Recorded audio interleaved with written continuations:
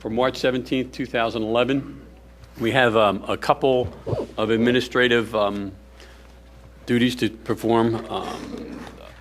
Three of today's appeals, this evening's appeals, have been one has been withdrawn and two have asked for continuance. So if anyone is here for the Eastern one, that will be continued till April. I have a letter from Mr. Cornelia. The purpose of this letter is to request that the Zoning Hearing Board continue the zoning hearing on the above scheduled for March 17, 2011 to the next scheduled Zoning Board hearing on April 21, 2011. All the parties are in agreement with the continuance. The matter may need to be further continued due to the possible unavailability of a party opponent on the April 21st, to which we would have no opposition. The applicant agrees to extend the time when the board can hear this matter in either April 21st or May 19th hearing, whenever the hearing takes place, and further agrees that a written decision will not be required until 45 days after the rescheduled hearing date. This was kind of agreed to at the last meeting. If everyone remembered, if they weren't here, would just anyone who requested a continuance would be okay. Is that right, Cora? Yeah, I think the continuance for the Eastern, unlike the other continuance we had tonight, it was sort of made extendable. Right. But I don't think by its terms it's extendable beyond April. If they want a May continuance, the parties would have to redo it again to ask for that. But we did say that if they asked for a continuance yes. for March to April, that would be automatic. Okay. So I think we're okay. Okay, Noah? Everyone okay? No objection. Good. All right. All right.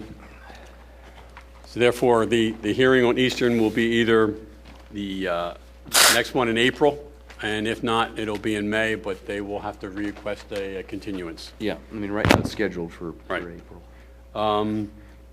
This is Appeal 2846. On behalf of the applicant, I'm advising that we are withdrawing this appeal without prejudice to the applicant's ability to file a subsequent appeal on the same or different basis should it become necessary. So anyone is here for 2846, that has been withdrawn. The final continuance would be appeal number 2815. Is that right? 51. Is that the wrong number here? 2851. 2851. It's written. Is there a typo in the letter? Yeah. 2851. I will change that. Mr. Ryan, per our discussion this morning, please note that the applicant requested continuance from tonight's zoning hearing board hearing and further request to be placed on the April 21st, 2011 zoning hearing board agenda. The continuance is requested to try and work out any outstanding issues with the Radnor School District. Please note that the applicants waive all requirements of the Pennsylvania Municipalities Planning Code that mandate the time frame for which a township to conduct a hearing in this matter. Please note that this waiver is in effect until April 22nd, 2011. Mr. Coach, you wanted to say something? Yes. Good evening. Nicholas Cucce here on behalf of the applicants, Radnor Fire Company, Sure, CUCE, and Metro PCS. Basically, as the letter states, I received a phone call from the solicitor of Radnor School District this morning requesting a potential meeting with the applicants to discuss the application and proposal. We thought it best for all parties to do that, so to get off of tonight's agenda, meet with the school district representatives, and hopefully come back to you all April 21st. Okay. And Mr. Cucce, in addition to extending the time for the hearing, you also extend our time for rendering a decision to 45 days after that hearing, correct? That's correct, Mr. Ryan, yes. Okay. Okay. Pete? Okay. Noah? Fine with it. No objection. No. Fine. All right. Thank you all very much. Thank you. Have a good evening. Thank you. Okay. Appeal 2849, the applicants Ronak and Sandra Desi, and I apologize if I pronounced your name wrong. Located at 209 Midland Avenue, Wayne, Pennsylvania 19087, and is zoned R3, seeks relief to construct a detached garage in the far northwestern corner of their property, which backs up to the commercial district of Lancaster Avenue. Applicant requests a variance from section 28027C in the zoning code since the garage will be located closer than 10 feet from the side and rear yard property lines. Mr. Canada. Thank you.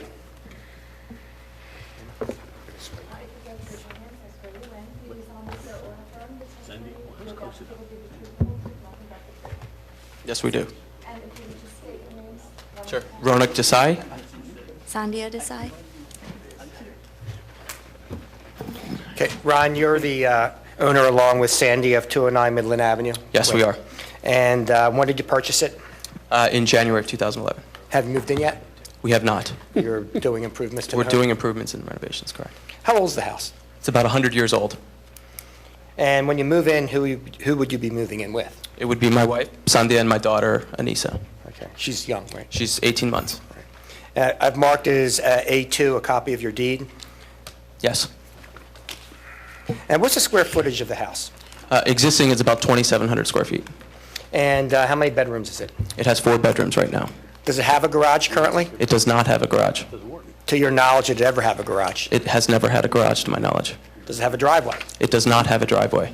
So where do you park? Where does the owner of the house park? Unfortunately, we're left to park on the street right now. Were the most homes on the Midland Avenue area, I guess the 200 to the 400 block, built around 100 years ago, around the turn of the century? Yes, that's correct. Is there anything unique about the placement of the garages on these homes along Midland Avenue? In fact, there is. I would say just about all the homes, particularly on the 200 block, are all non-conforming in that they're all set in the rear of the property lines. Rear and the side of the property? Rear and the side of the property lines, yes. And we have some photographs that actually show that, is that right? That's correct. Now I'm going to show you what we've marked as A3. And actually, the survey to the right is what we'll look at first, and this is a current survey of the property. Yes, it is. And it indicates there's no garage on the property, right? No, there is not. As we said, no driveway. Correct, no driveway. And the lot width is 83 feet? 83? Rear neighbor, what is the neighbor on the rear to, I guess that would be your north? Up here? That's the Prudential building. That's a commercial property. Okay, they're the commercial properties out on Lancaster Avenue? Yes, that's on Lancaster. So that's what you back up to, are the commercial properties? Yes, on that's Lancaster correct. Avenue. Now, the neighbors to the left and right of you, where are their garages placed? Actually, the plan indicates one garage here, correct? That's correct. The one to the right of us it's right along our property line, and the home to the left of us, it's to the far left of theirs, which is not indicated on the on our survey, but it's there's no living space that's set along our property line for them. Okay, and now showing the proposed site plan, which is marked as 1 to the left of this plan, this shows the proposed garage, Yes. and it is a detached garage, correct? Yes, it is. And it is, I believe, it indicates 3 feet from the rear property line and 4 feet from the side property line? Yes. Where is that adjacent neighbor? Where is their house and their garage? Again, we have a photo, as a matter of fact, you may be able to see it up on that aerial view. Right. Their house is set further up from the garage, much further up from the garage, and from our garage, proposed garage, and their garage is all the way in the back left of their property. Is this it here, I believe, where I'm pointing? Yes, it is. That's theirs. And theirs is also all the way back, and then it looks like another one right next to them, all the way back on the rear property line, too. That's backing correct. up on the commercial properties. Why locating the garage in this area? Well, a couple things. You know, our lot is narrow and our lot is small, and more so, the rear yard is exceedingly small for us.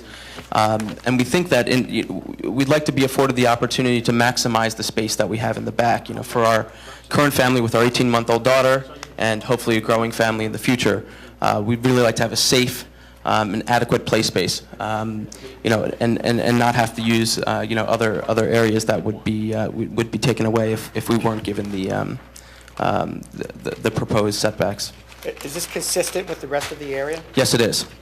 As you mentioned, There's a number of homes, like I said, that are, in fact, just about all of the ones that we photographed on the 200 block of Midland Avenue are non-conforming. and would the garages be in line along this side of Midland Avenue? That's another nice thing about this, is that all the garages would in fact be in line if we were able to get this. And also, you wouldn't have to park on the street anymore. And just as importantly is, yes, we would be able to park in a driveway then. I noticed, too, that you do have a buffer that would be planted between you and the residential neighbor That's correct. To the west? To the west, that's correct. How about the design of the garage? I'm going to show you what's been marked as A4. It's a two-car garage, is that correct? That is correct. What type of design is it going to be? The design's going to be held exactly with what, the way the house is currently. The shingles will be of the same material, the same color, the same style as the existing structure right now. I'm going to show you a number of photographs. First, I'll show you what we've marked as A5A. And can you tell the board what that photograph represents? This is a photograph of the front of our house, taken from Midland Avenue. And then A5B. This is, again, a picture of the house taken from Lancaster Avenue, looking at where the proposed garage would go in the rear of the yard.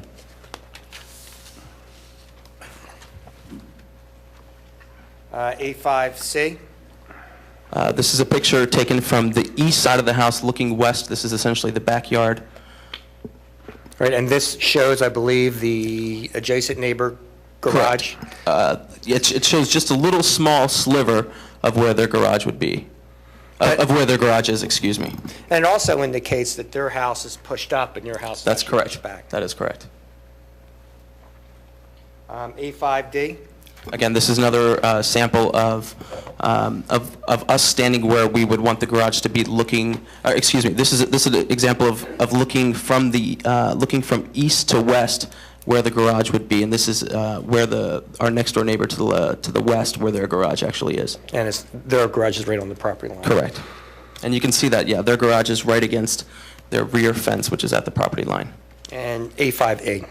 This is a picture of the backyard, so looking from where the commercial space is currently, looking back towards the house. And A5F. Your address is 209 Midland Avenue? Yes. Correct. And this A5F is 207 Midland, is that right? That's correct. And this is the neighbor immediately to your left? if you Immediately can- to our left, yes. And it shows their garage It shows their garage. pretty much on the property line? on the line, and a two-story sort of format. A5G, this is 210 Midland, is that across the street? That's right across the street. And again, it shows the... Shows their garage in the corner, right along the side of their property line in the rear. And you will note that there's on A6, I did attach some zoning decisions, and one of them is for that particular property, which is across the street. Most of these were basically non-conforming structures, as we said. They were built before zoning existed in Radnor Township.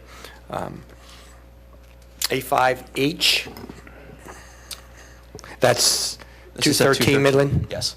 This is two homes down to the east from ours, again demonstrating where their garage is along the property line. A5A, is this 214 Midland? Yes.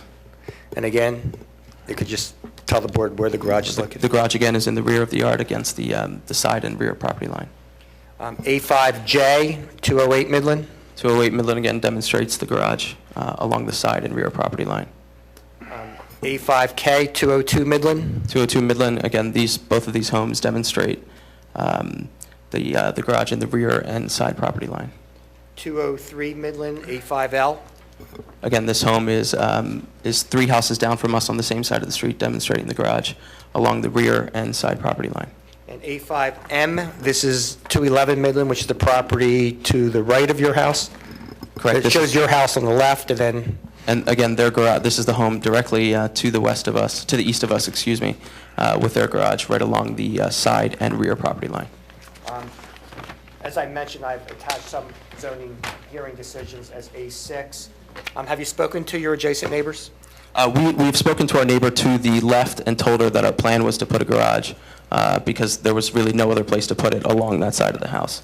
Did she have any objection, or they have any objection? At the time, there was no objection. We told her that, we need a safe place to raise our family and a place to park our car, and, we needed a garage to accomplish that, and that was the only place for it to go.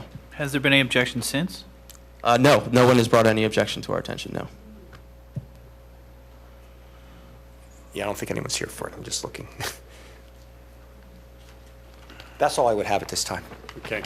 Any questions from the board? I have a few questions. Nick, the only old decision you gave us that gives any Right. basis for the decision is Appeal 1550. Correct. And the reasons recited there for the decision deal to some extent with the numerous mature trees that would have had to have been removed, and also some unique topographical and physical features of the premises. Now, when I look at your plan here, it looks like you're taking out a couple mature trees to put in the driveway and the garage, including a 48-inch caliper tree in the corner. It doesn't look like you're putting it there to avoid taking out any trees. And I look and see, what if we put this in the envelope? What if we came 7 feet forward and 6 feet over? It doesn't look like it would contact the house or impinge on the house. It looks like there's a place to put it. in Yeah, the we're envelope. not, yeah, we were talking more about rear yard because of the narrowness of the lot. That basically would take away their rear yard. But it will fit within the envelope, building envelope, right? It would fit. If you moved it up, it would fit. And it will. It would fit within 10 feet. Now, of course, it'd be the only garage in the entire 3 or 4 block area that was Well, 10 feet from the property Right, lines. I'm one thing at a time, I understand that. So you're saying that there are no other houses on the block that fail to have both a driveway and a garage? That's, Go ahead. There are no houses? That would there, be, we are the, there may be one, but no, I took pictures of, I believe, every single house on the block, you know, to the west and to the east. I believe there's 7 homes on our side, and there's probably like 7 or 8 homes on the other side. Of course, keeping up with the Joneses isn't necessarily a hardship, but just as a matter of fact, it sounds like that's what you're saying, so I wanted to make that clear. But are you agreeing that you could put this in the envelope physically? well, when you say, it could be 10 feet, physically, it could be 10 feet from the property From rear lines. and side line? Right. It can't be attached. I mean, there's no way we'd be able to attach it and comply with the No, setbacks. right, I'm not talking about the Right. I would think attachment. it would be kind of difficult to get the cars in and out of the garage, though, if you did move it inside the envelope. Right. Because you wouldn't have the backup area. Now, why is there a second floor? That's going to be for storage, living space, you know. And does the neighbor know that there's going to be a second floor? I haven't directly told the neighbor that there was going to be a second floor. No, I haven't.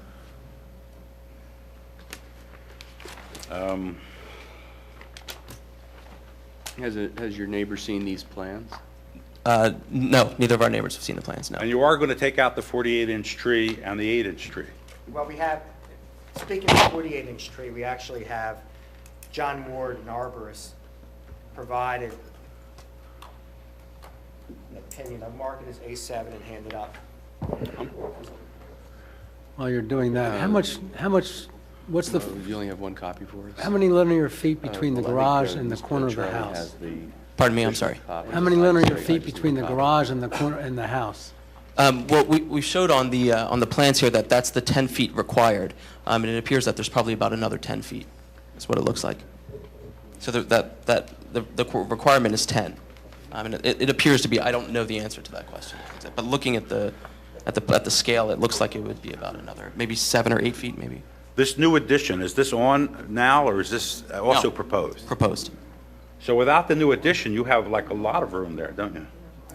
Without the addition, well, no, that's not true, because we actually have currently, it doesn't show, there is sort of an outpocketing. If you look at the, if you look at the survey here, there exists sort of an outpocketing which we're shaving down quite a bit to allow for the garage to be there in the appropriate distance between the garage and the house.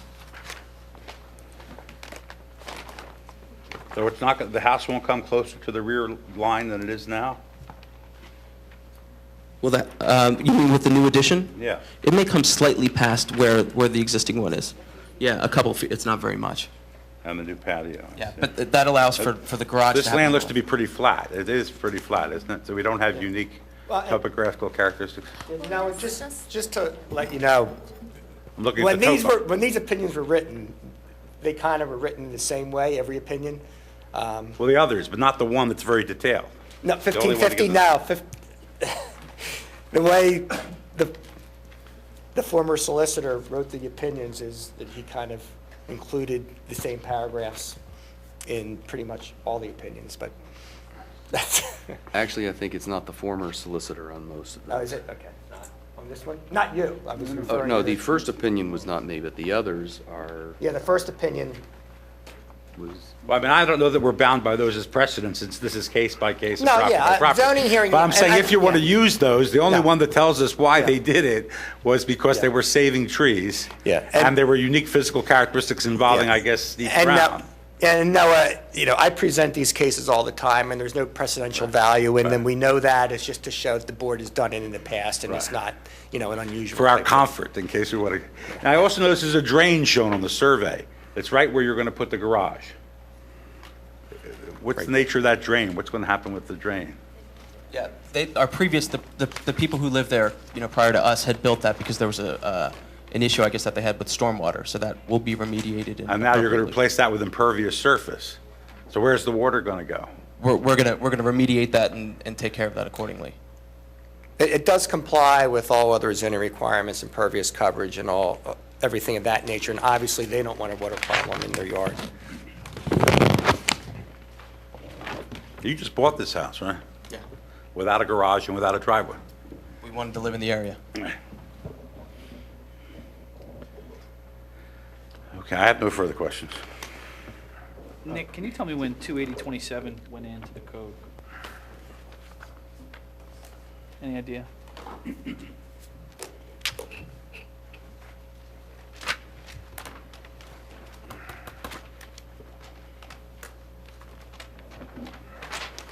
I know that Radnor zoning came into effect in 1928. All right, so Right. that's when the zoning code came into effect. I'm not positive when this particular. But it's a reasonable inference at the time zoning came in, you could put Yes. your accessory structure in the corner. I have the same setup in the corner. Yes. Detached garage in the corner, maybe Right. 2 feet from the line, maybe 3 feet from the line. Yeah, when these homes were built, they could put the garage on the property line, basically, or a foot from the property line, when the homes were built. Which It is why, was changed after the homes were built, but almost all these homes were built early 1900s, turn of the century. Well, to me, from the pictures, some of these houses have a common driveway, and that's why the garages are together, because they're at the end of a common driveway. At least one of the pictures shows that. My problem here, Nick, is you're within 5.9 square feet of hitting impervious. We're under it. You're under We're by close. 6 feet, 6 square feet, which means any addition either in macadam or building size or patio is going to put you over. Right, and, And if they get caught over, they're going to come back in here and they're going to be in trouble. yeah, well, that's why we showed the detailed plan on what their proposed addition is going to be, which included the patio and things of that nature. So they've already had that surveyed and vetted by an architect. So how would you summarize the hardship here? Narrowness of the lot, the fact that they currently do not have a garage, it would have to be parking in the street. Parking is legal on the street, isn't it? Yeah, Is it Yeah. restricted in any way as far as hours or anything? No. no. Obviously, the consistency with the rest of the neighborhood. There's really no harm at all here, to anyone involved. Neighbors aren't here. The whole area has garages located in the rear corner of the properties, mainly because that's the way they were built back at the turn of the century. These homes were built that manner, and that's consistent with the rest of the neighborhood. And as you know, Noah, we no longer, since the U.S. or the Pennsylvania Supreme Court has relaxed to some extent dimensional variances. And But you the still relief need required- some hardship. Yeah. Can I just add one? Yeah, sure. Just one thing, Mr. Cutler, is, going to the house often every day, we do have to park on the street. And with the school being there, we can't park in front of our property. So sometimes I'm left parking all the way by the school or on Llewellyn, and that's, maybe that's not a hardship, but I don't have the privilege of being able to park in front of the house, like I otherwise would like to be able to do. And having company makes it, all the more difficult. So, But was any it of is this legal. any of this not knowable before you just purchased the house a few months ago? No, certainly we knew that. We read about it. We spoke with the Hessers. who's performed owned due the place. diligence, Yeah, we you- performed all that. yeah. We really liked the area, and we were hoping that we could make this a home forever. So, and part of that is enabling us to have a garage to park our cars and to be able to raise a family, our daughter that we currently have, so. Right. Nick, I got to figure out where we can get rid of some impervious here. I'm very concerned about that. Do they need the extra macadam on the left side for the pull-up on the cars? Is there some way we can center it?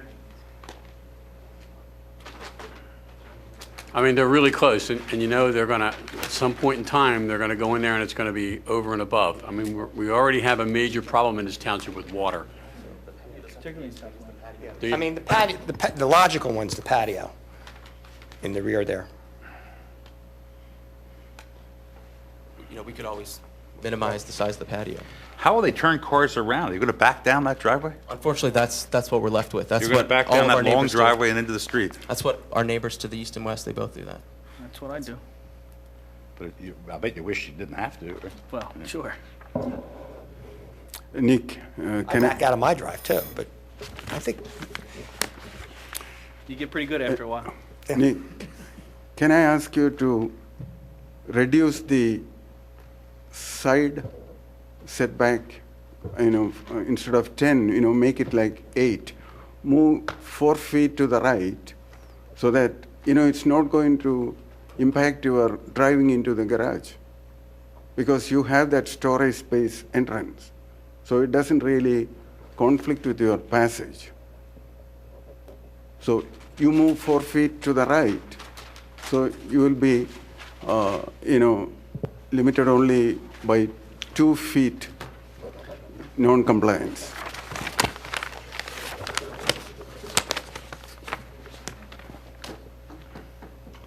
So that will help the neighbor also, they will see that you tried the best to go to the, let me, Confirm that no neighbors represented here? No one's here, and they all got their notices, right? I think that because everybody has it. Right. Everybody on the block has it. I think that, that's a dog you leave sleep in the corner. You do not want to wake that dog up. This is similar to a case we had on block where I live, with a person applying for a deck, and lots of the houses have decks, and doesn't look like any of them conform to zoning. And but it is a standard amenity in the neighborhood, and the applicant came in with something that's was not greater than the average. He didn't ask for one of the larger size decks. He asked for a very average deck, and the board on that instance,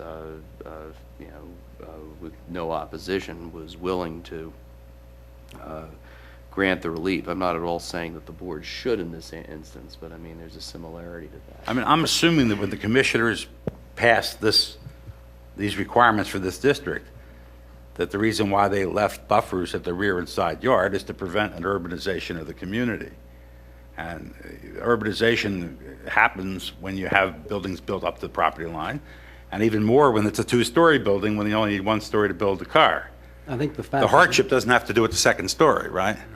no. But of course, the neighbor isn't here to object to that, but I mean, we are here intended to enforce the code as written, unless there's a hardship that justifies a minimum violation of it, right? I mean, Remember, no, this isn't an urbanization, obviously, so.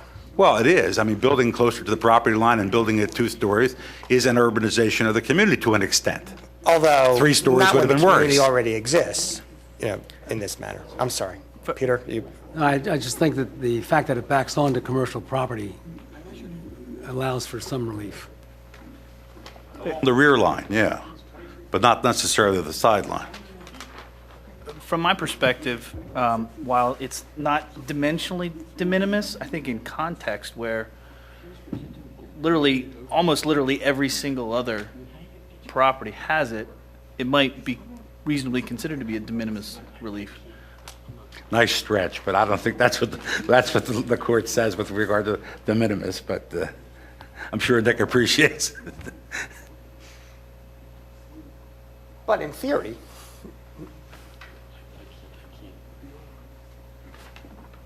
What are we doing about impervious? how much can we take off? What do you want? How close is the impervious? 5.92 inches. It will be, 5.92 feet. as proposed, it is, right to the edge, but compliant. The concern is that there's very little room for error. Why do you need that extra area to pull the cars in? Pardon me? You have a two-car garage, you have two cars. See if we can take.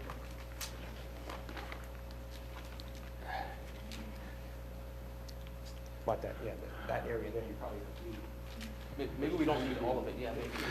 I mean, if you're not using it to turn your car around, You're showing it's the just a place driveway, to stack cars that can park on we have friends over that can park on the street. I think you're showing the driveway, the full width of the garage, is that correct? Yes. Yet one of those doors is just an access door to storage. Why don't you bring that driveway edge over by 4 feet or whatever, trim it down? I'm looking at perhaps, looks like it's 20 by about 5, about 100 square feet, if we took that out, ballpark. Well, you could probably gain almost as much if you took out the right edge, which is going up to the entrance door. We could definitely.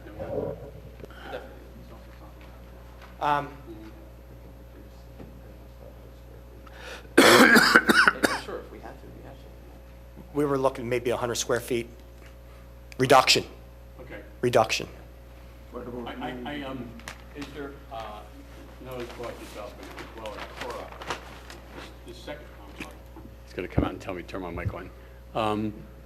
The second floor, the second level, okay. I was looking at the pictures you gave us, and most of the garages in the pictures don't have a second floor, okay.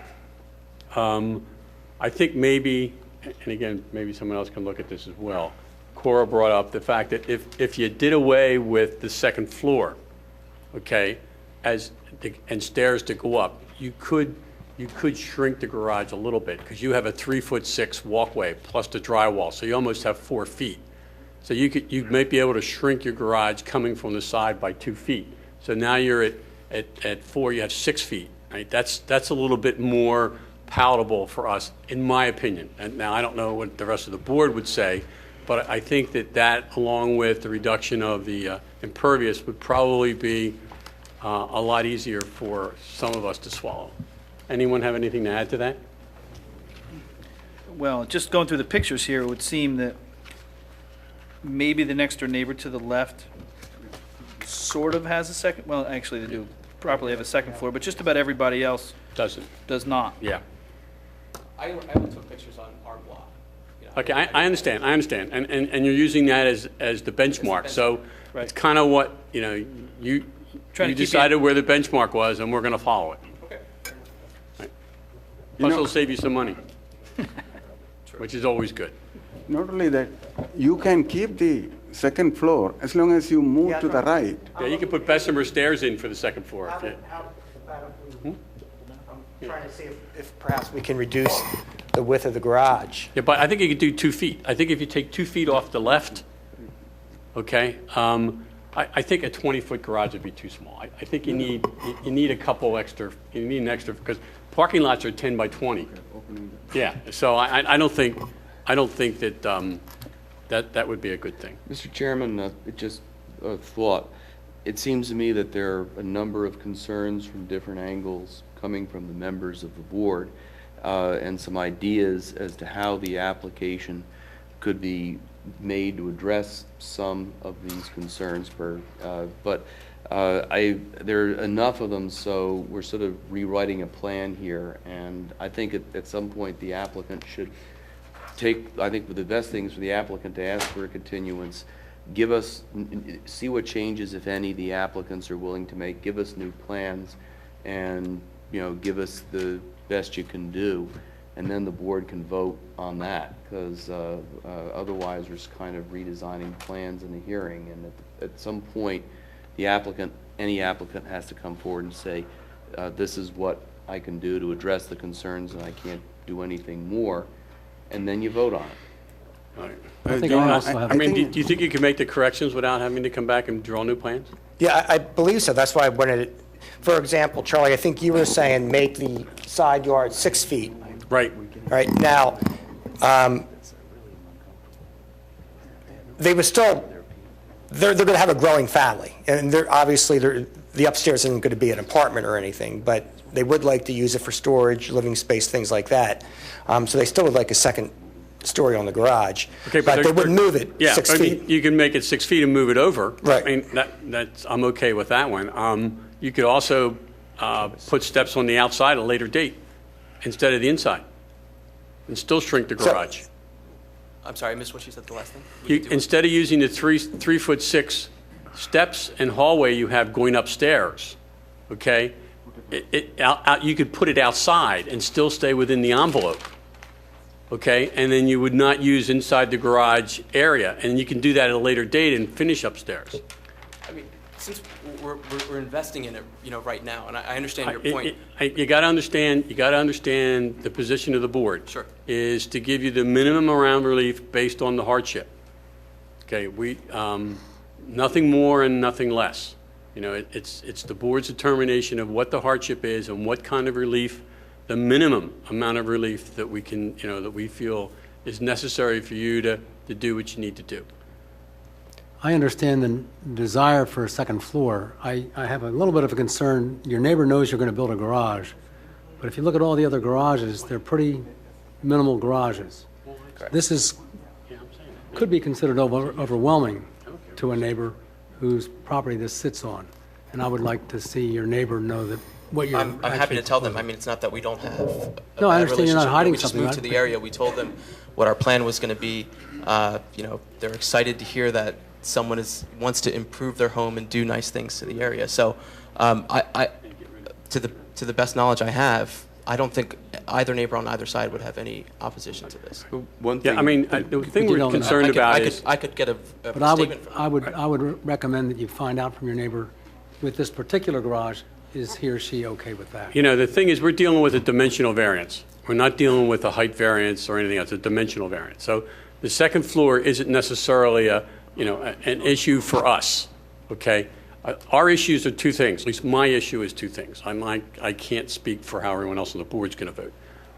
My issue is the reduction of impervious and the moving of the structure 2 feet to the right. So you have 6 feet as opposed to 4 feet. They're my two issues. For you. Yeah. And we are willing to agree to that we would modify the plan so that it is 6 feet from the western property line, and that we further reduce impervious by an additional 100 square feet. However, it's going to be reduced from what I mean, is. I'm amenable to that. It's just everyone else If may you or may can not mark it on the map Yeah. and submit it, we can get it over with. be. Okay. But candidly, there's a concern that the neighbor may not understand exactly what's going up with the higher floor. There's no way to vote it until there's been, an opportunity for the neighbor to see it. I don't know whether that's the concern or not. I mean, in fairness to the applicant, the hearing was advertised, and the neighbor, has received the notice required under Pennsylvania law that there's going to be a hearing. And the relief is not sought is not a relief of height. Frankly, if you granted the variance at 1 story without a condition, they could add they could go up on the same footprint at a later date. So if that's a concern, then maybe to keep the thing from going up at a later date, you'd have to add a condition, or you could see if the neighbor really cared. If the neighbor doesn't care, then, and the height of the thing, by the way, is relevant. While they can go up of right if they conform to the yards, obviously moving the structure closer to to intrude into the yard means that the higher it is, the more of an intrusion, and the impact on the neighbor is there are three components: hardship, minimum relief, and not injurious to surrounding properties or the community. And the neighbor's testimony as to how they felt about a 2-story garage would be relevant to that third prong. Well, 207 is a 2-story, right next door. Yeah. Actually, I think that's the neighbor. That's the neighbor. That's Yeah. the neighbor. That's affected. That's the affected neighbor has a 2-story garage. But I don't, yeah, I'm not sure that that keeps that neighbor from objecting. Yeah, but since he. I mean, we don't mean to say that you can get anything you want under zoning as long as you're popular with your neighbors, you I'm not understand? meaning to say that. We're not meaning to say that. I mean, the law is the law, and it needs to be enforced, and there's only, relief is granted when there's a hardship that needs to be alleviated, and only granted to the extent, minimum extent necessary to alleviate the hardship.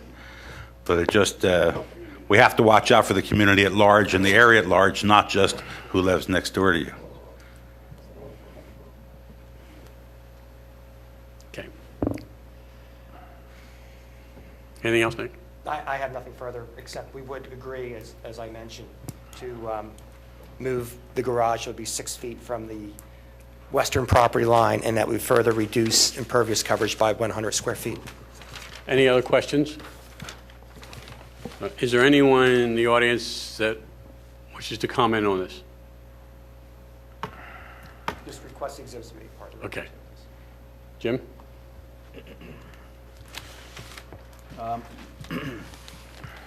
It would be my proposal that we grant a variance to permit the applicant to build the accessory structure 6 feet from the western property line and 3 feet from the northern property line, subject to a condition to reduce the impervious coverage shown on the plan by 100 square feet.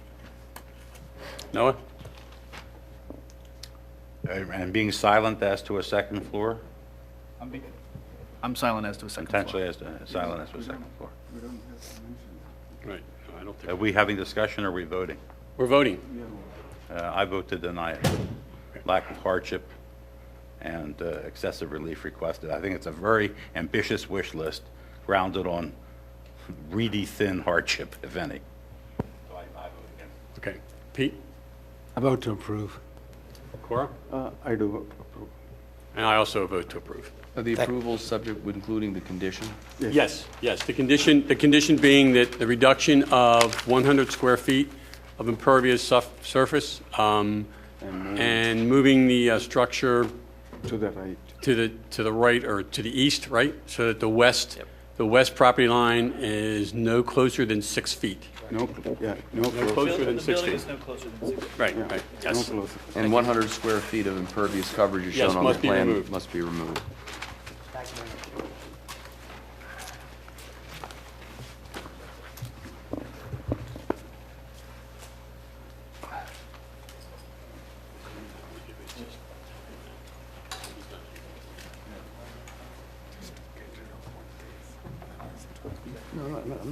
Hey, I just, you know, we just.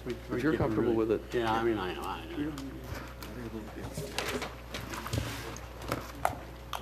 Okay, the next application is appeal number 2850. The applicant, Village Associates, located at 503 West Lancaster Avenue, that comprise the Eagle Village Shopping Center, which fronts on Lancaster Avenue and Eagle Road and is zoned C2. Seeks approval to, at various locations internal to the shopping center property, construct certain business identification signs that would be attached to and extending out in perpendicular fashion from the building walls.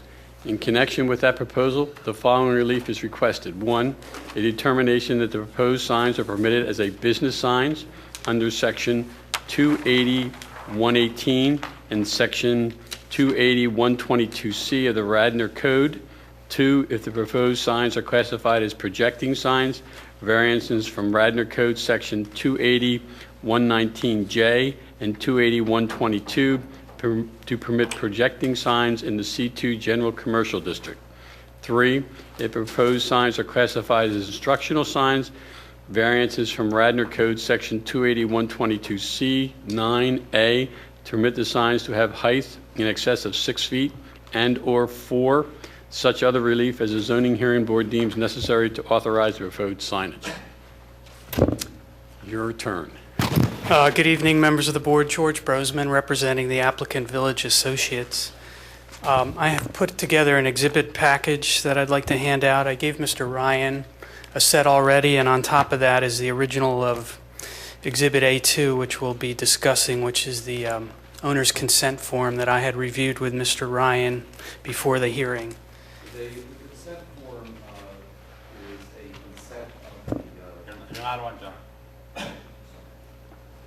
The consent form is a partner authorization of the general partner of the owner of the Village Associates entity. And just see one thing here quickly. Is this in lieu of what was before, the original ones that are in the packet? It's duplicative. The whole A1 application is an exhibit in there as well. Okay. So this is redundant, in other words, everything in here is in here? Not everything. Okay. Exhibit A1 is what I submitted to you. A2 through 6 are other exhibits that we'll be talking about. Okay.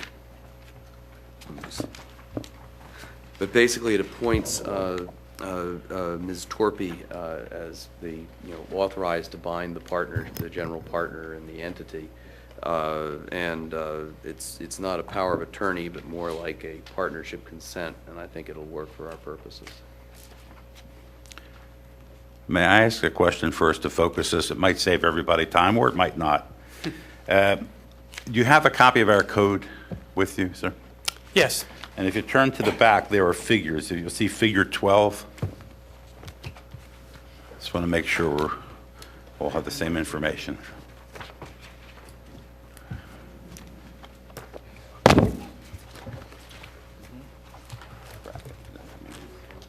just want to avoid having to argue all day about whether it's just design.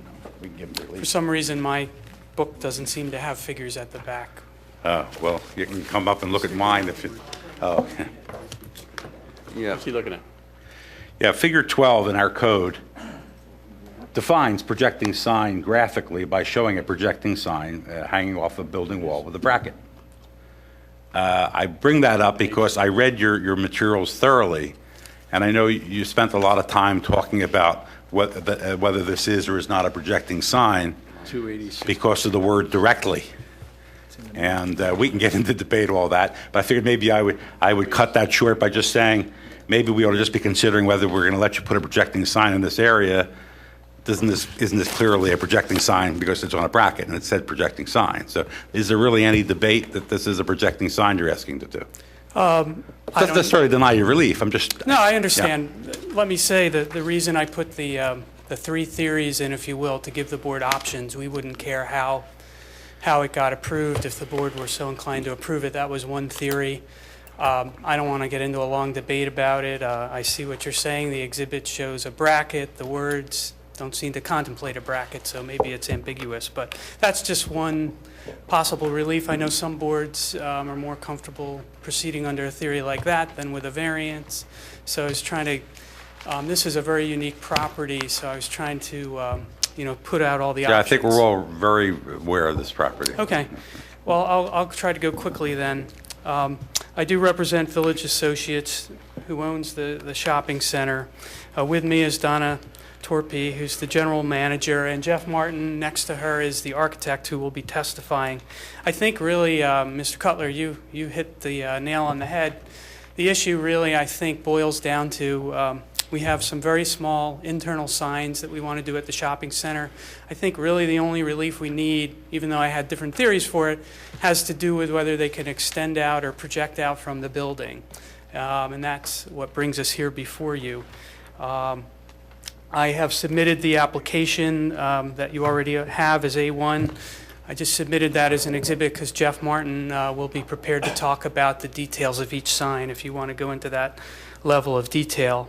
I will tell you that we believe the signs meet all the other general requirements for the buildings. They're not too big, they're not too high, and we think they're very attractively designed. If anybody knows that center, it's I think one of the more attractive commercial properties in the township, is a real gem, and they take very seriously everything they do there. And Jeff will tell you how he's carefully designed these to be a real addition.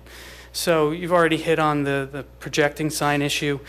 So secondly, we asked for a dimensional variance if you find they're projecting signs to allow us. We believe the design of this center is unique, and it causes a hardship. And then finally, Again, just another kind of idea of how relief could be granted, and not to belabor the point, but I thought these signs also could qualify as an instructional sign, which really fits this to a T, because as you'll hear, the testimony is that this property doesn't have much street frontage, so the signs on the interior of the property are very important. You're allowed to have up to 30 square feet signs. None of ours come anywhere near that, but if you call it an instructional sign, it can only be 6 feet high, and all of ours are a little higher than that. So you could either give relief either way. We'd be happy either way. I was just trying to provide the board some options. With that introduction, I'll call Donna for some brief testimony, and then Jeff, unless there are other questions for me. Anyone have any questions? Can you, in the outset, can you bring out the hardships for this applicant? Actually, before we go there, I just want to make sure. Because we have gone through all those pictures, what you have, planned, the size of the signs, etc. But from general standpoint, what is the hardship? I can see that there, you mentioned that it is not visible from Lancaster Avenue and Eagle Road, but for all these years it was running smoothly.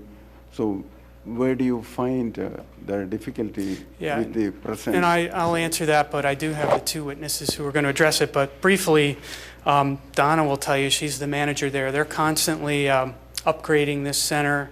I think it's, as I said, a very unique center. So it's the kind of thing that has been a problem. She'll testify to this, and it's just, they've done a lot of things over the year, and now it's time to work on this. So it has been an ongoing problem. It's something that probably should have been done a long time ago, and now they're here to do it. The hardship, we believe, and I'll get to these exhibits, but we have A3, which is an aerial, and A6 is sort of the site. But the typical shopping center, has its buildings oriented to the public streets. And there, if that were the case, there wouldn't be a great of a need for internal signs like this. This particular shopping center has sort of limited access on public streets, but more importantly, the design of it was never designed to be that kind of shopping center. The parcels were acquired over the years, and it was intentionally designed to not orient out onto the public streets. The buildings don't relate to the public streets. It's in a village, kind of almost a random layout, which makes it, I think, a very pleasing commercial use in the township. That kind of layout with a series of internal drives, as well as they've tried very hard to have a lot of pedestrian connections in this. So people are coming at these buildings from all different directions, and they're generally not visible from the streets, at least the signage. So in their constant effort to upgrade the center, and Donna will tell you from her day-to-day experience some of the complaints she gets, these very small signs are designed to try to address that. And I think as we go through it, you'll see on this plan, talking about the minimum relief, there's probably a lot of other places we might have asked for these, but Jeff and Donna have really tried to keep it to a minimum. And the size of these signs are very small. So that's kind of it in a nutshell. And again, remembering it is a dimensional variance we're seeking.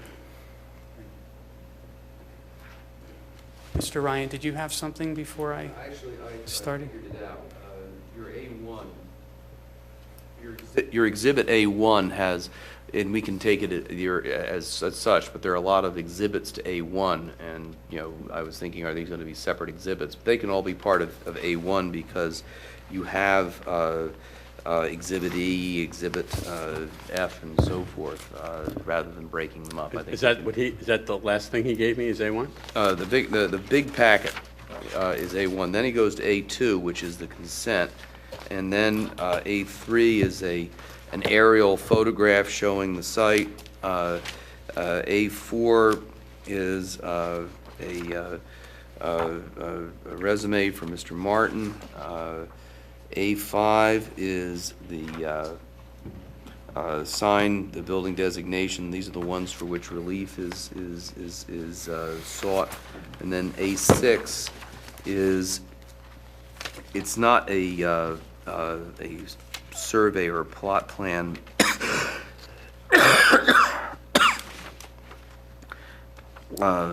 It's meant to show the You know, it locations does of actually the have some signs. courses and distances on it, but it's supposed to show how the traffic, I assume this is traffic flow. It's just meant to show the location of the individual signs, and Jeff Martin is going to explain why we want to have the signs in particular areas. And on the cover of the package I submitted to you, it lists out all the exhibits that we have in the package. I just thought it would be more convenient to the board to hand them up in a group rather than handing them up as we went forward. On A5, where you designate the signs, are all of these signs number 1 through 8 projecting? Yes, Okay, so these are all the projecting signs. correct. And they do conform with building frontage requirements in terms of square footage against the building frontage requirements? Yes, we believe the exhibits show that, and we haven't asked for any relief from those provisions. In order to help us know where to focus, is any of the factual information in what you just handed up different than the factual information in your application and attachments? Or are No. the signs still in the same places, they're the same size, so if we've reviewed that, it's still good Correct. information? Okay. 'Cause Correct. sometimes people hand up amended material. Right, because these are not okay. amended. A1, in fact, Mr. Cutler, is just an exact copy of what I submitted, but I thought since we might be talking about it, it would just be convenient to have Okay. it as A1 as part of this package. And then the other items are just to I just help. didn't want to have to speed read it all while you're Right. talking if I've already read it, which I have. No, if you've read it, there should be nothing new. Yeah, A1 is a resubmission, A2 is a consent, and then it's A3 onward that are new exhibits, Okay. correct? But nothing changes the signs we're proposing or the relief we're requesting. Signs may not more than 30 signs.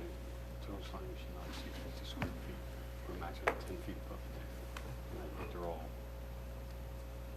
So I'd like to call Donna up. Do you want to swear both witnesses at once? Yes, it would be easier, I think. Right, Norma, would you rather do that? They're not going to break talk at the same time, right? Just one person's talking. Correct. That makes it hard. Okay, if you'll both raise your right hand. Do you solemnly swear or affirm this testimony you're about to give will be the truth, the whole truth, nothing but the truth? I do. And one at a time, state your names, please. Do I use that? Yeah, you can use this. Donna Torpy, And spell. Torpey. Jeffrey Martin. All right, I'm going to have Donna go first, Jeff. Donna, what is your connection to the Eagle Village Shopping Center? I am the general manager of the shopping center. And how long have you held that position? I came to the shopping center in October 2008.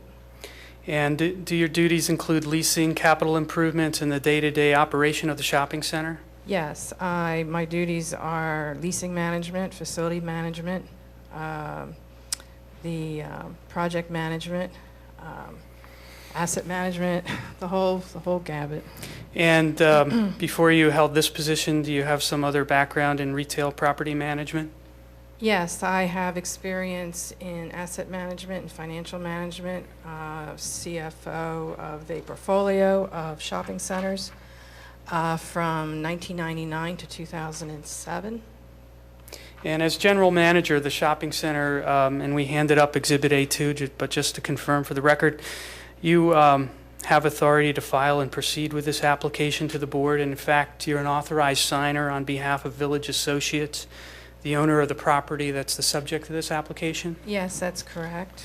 I can you're- enter into contracts. You're also authorized per this consent to testify on behalf of the owner and to bind the owner with your testimony? That's correct. Now, as part of your duties as manager of the shopping center, have you overseen ongoing upgrades to the shopping center?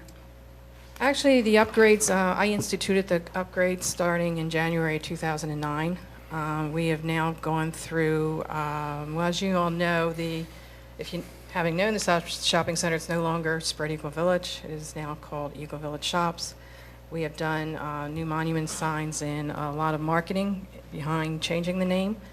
And in light of that, it's also, we've been working on improving the buildings, improving the sidewalks, and improving the appearance The buildings are really reaching an age now, and it was in discovery by way of a marketing study that the shopping center had in fact become stale in the marketplace and really pretty much ignored, and the sales it was a shopping center in jeopardy thanks to the 2008 economic crisis we've been experiencing.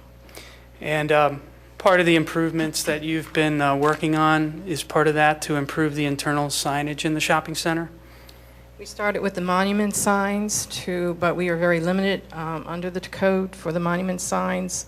We can't, really what I'm here today is from part of getting to know each tenant, the tenants I brought in, the tenants that were existing, and they all want to be on signage on Lancaster Avenue. And of course, they can't. There's no room for the size of the signage to be on Lancaster Avenue. And so the effect of the signage now is to take a critical look at improving pedestrian traffic, which I think these signs will help address safety issues within the center because of to improve the traffic flow within the center. So this is all part of bringing the upgrade. The signage is a key part of that. And Village Associates engaged Jeff Martin, who's here with us tonight, to help develop a plan to upgrade the signage? Yes. Actually, I've asked Jeff Martin's help in developing a master plan for the shopping center as to how each of the buildings would look in relation to each other. Also to develop the signage to help me with the signage. As far as appearance go, a lot of the signage had been let go as far as the quality of the signage. So the attempt is to identify what the signage should be on each unit and where tenant businesses have failed in a particular unit because of the lack of visibility. All units within the center, there are, like any real estate, locations important to the success of a business. And there are particular units that have not been very successful for tenant businesses because of the location within this shopping center. And that's what I'm trying to address for them. And those units are some of the ones we'll be talking about tonight? Yes, actually, the units we have identified are the units that have had the most hardship. Now, for the record, I've laid here on the board, on the table, what I've marked as Exhibit A3, and that's in the package. Is that just an aerial photograph that appears on the shopping center website that shows the property? Yes, that's an accurate aerial. And that shows kind of the village character that I was talking about before when Mr. Manny was asking me some questions. Over the years, different parcels were added to the shopping center, which is what some buildings, most of the buildings were actually existing, except maybe 3 were built or added on to. So it created this village effect, which in light of the economic crisis, which having this village effect is actually a detriment. Because most retail businesses as they're designed today, are really designed to face the full frontage of the main artery with all the parking in front.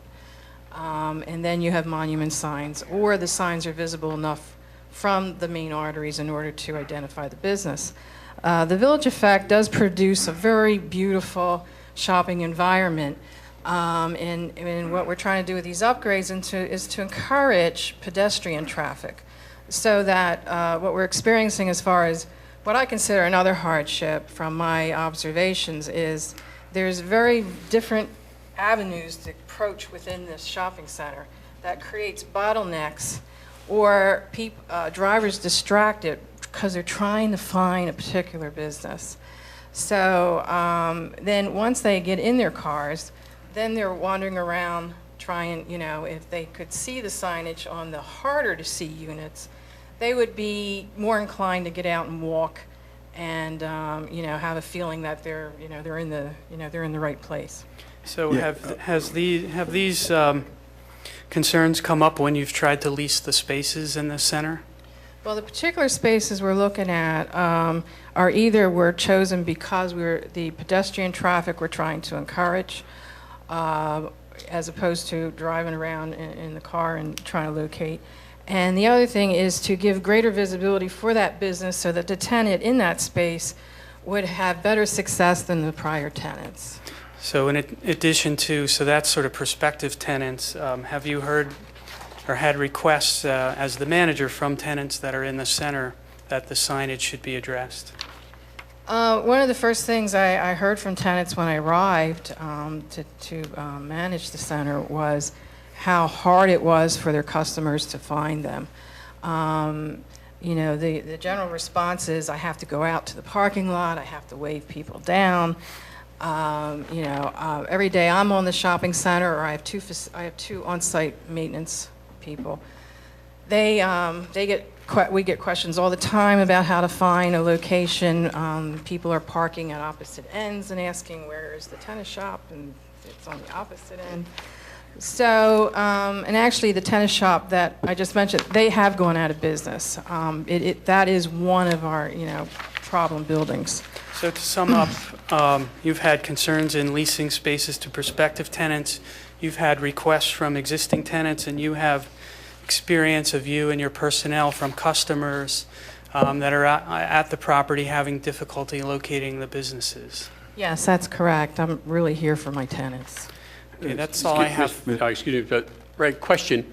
How far away is the new Wayne Business Overlay District to this? You don't know? Is it pretty far? Because the new overlay district does permit projected signs. I think the overlay district starts at Bloomingdale Avenue where the Wawa is.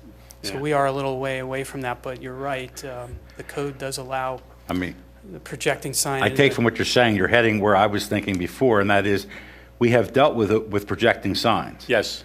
A village generally would have such things, or Yes. could have them. We have provisions.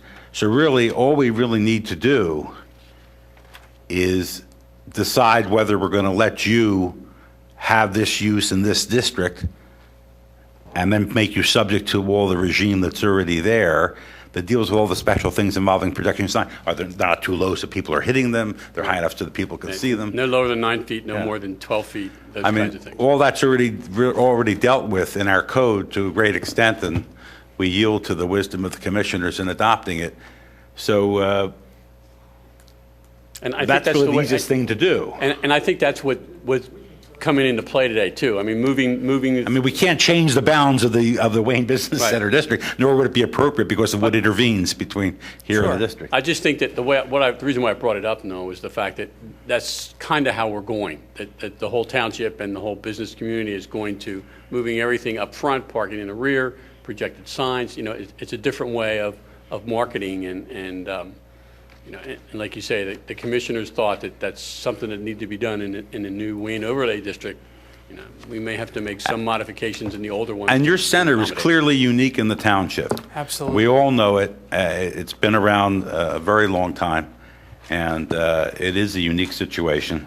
We're a village, you know, that doesn't happen to be in the village. Yeah. As you were kind of getting at, I think, Mr. Cutler. And I'll always call it Spread Eagle Village, forgive me, but it's in my genes at this point, I can't change that. I But- get yelled at by my wife for calling it Eagle Village. She's like, what are you talking about?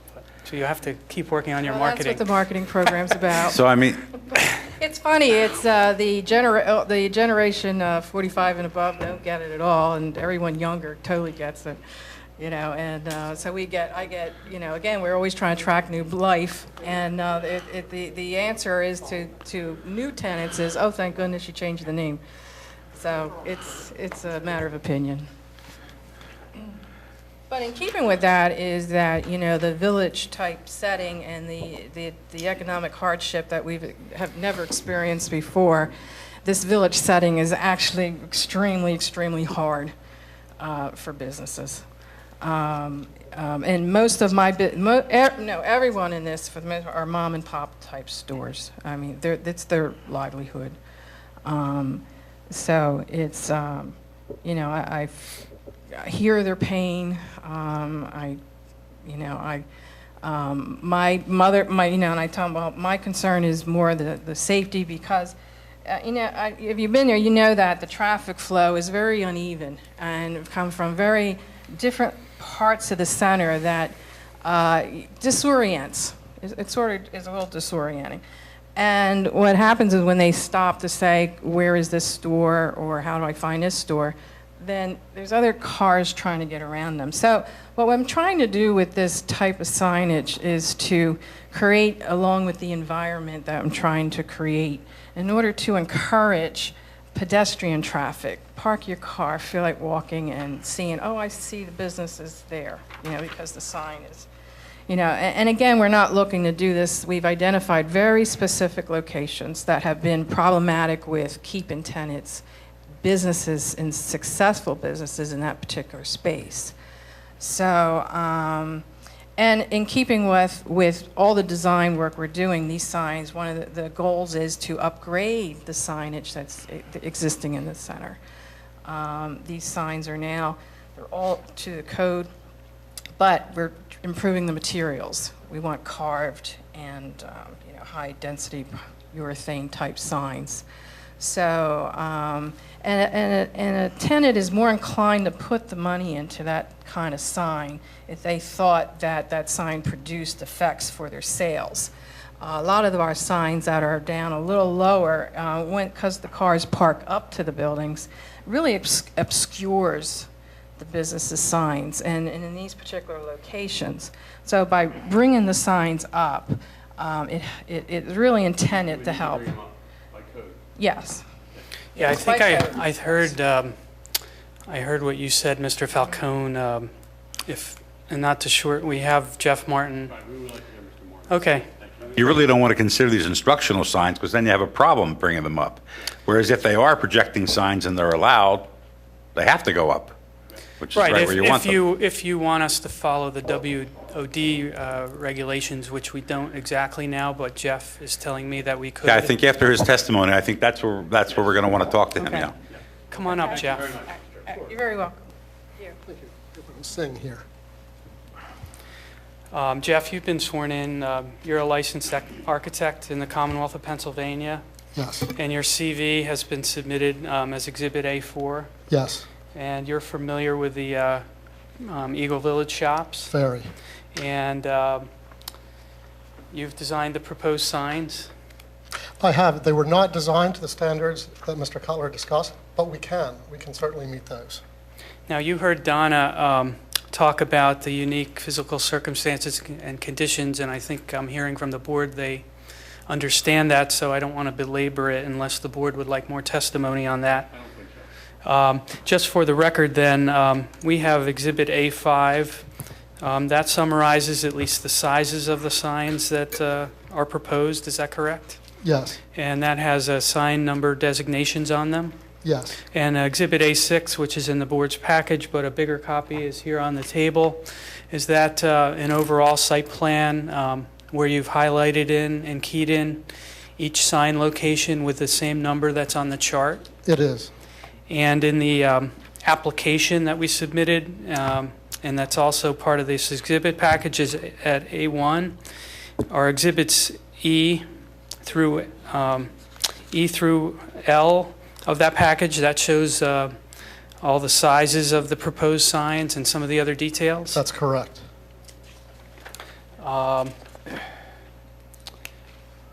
Can you just very briefly describe the two areas where the signs are concentrated, and very briefly why those areas are of particular concern?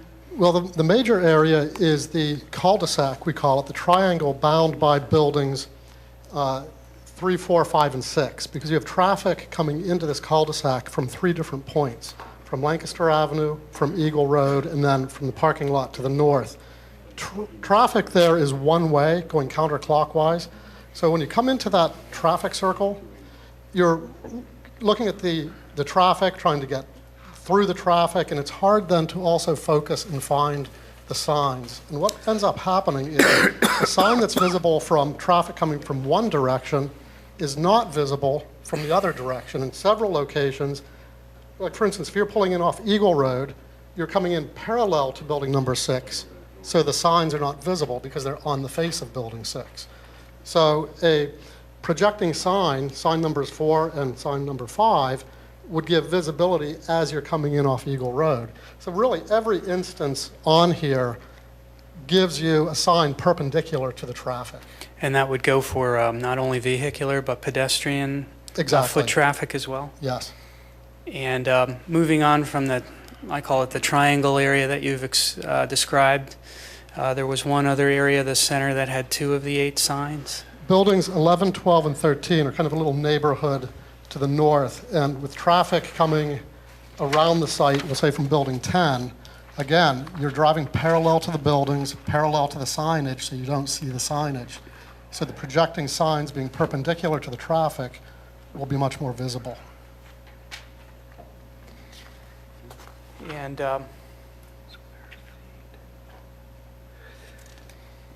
in your opinion, is the design and all of the things that you've talked about, is that a unique physical circumstance or condition that creates a hardship that calls for these types of signs? Well, I do. I think just the fact that the buildings relate to each other in the site and not the street, and the traffic going every different direction really does create quite a hardship. And we've talked a lot about how these signs are quite small. In your opinion, have you minimized the relief that you're requesting? We would like to have asked for more. We could use a few more signs, some bigger signs, and there were a couple instances where a sign on the roof would have helped, but that's yet another variance, and I felt that that might be jeopardizing our cause, and thought if we minimize it, we would have a better chance. Now, these signs are generally not intended to be readable from the public thoroughfares, so keeping that in mind, is there really any impact on the on any neighboring properties or the general public health, safety, and welfare from allowing projecting signs here? No. No, you wouldn't see those from any of the streets. That's all I have for Mr. Martin at this time. I know you may want to talk about the WBOD regulations. I think he did. Yeah, I have a testify on question that. about your last statement, actually. Building 13 sign is the largest of the ones you propose. Yes, number 8. Wouldn't that be visible from Eagle Road? Well, what happened, there's a berm. So when you're down on Eagle Road, there's a hill. It's So big by the enough time that you it would look not be up that visible? hill, and it's down the building, it's really out of the sight. And that's been checked? Yeah, it's really Okay, kind of then out of the sight line. I didn't go out there and drive it again to look, but I'm familiar with the center, and I was concerned about that. Then your biggest problem, as far as I can see, is that the projecting signs part of the Wayne Business District ordinance says that no projecting sign may be larger than 4 square feet. And that's per side. Only one side counts, because they're obviously 2-sided signs.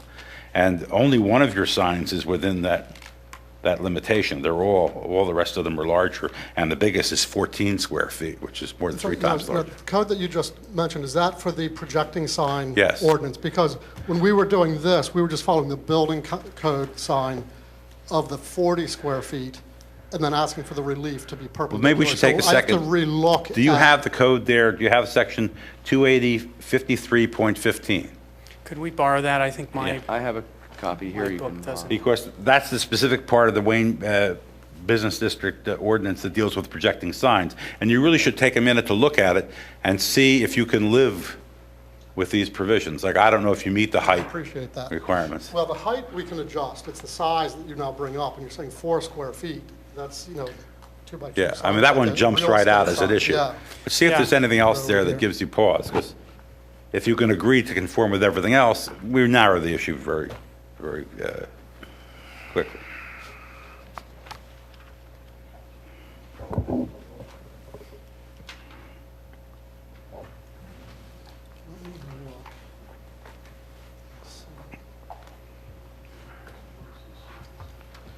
Yeah, see, sign number 1. Do you want to take a, Square feet. I'd move that we take a 5-minute recess to give them a chance to study yes. the ordinance. Okay, Thank you. we'll take a 5-minute recess. Okay, everyone? Look at this, George. When you look at, these aren't big, and we're already. Look at all the other requirements and Yeah. talk to them about the size. That's my concern. Don't go there yet. Look at the other ones. I think he Yes. said we could talk about that. 30 inches, so that would come down an inch. Well, see, the whole thing is, some of these work hand in hand. If you're talking about 4 square feet, 30 inches works well with 4 square feet. But once you start,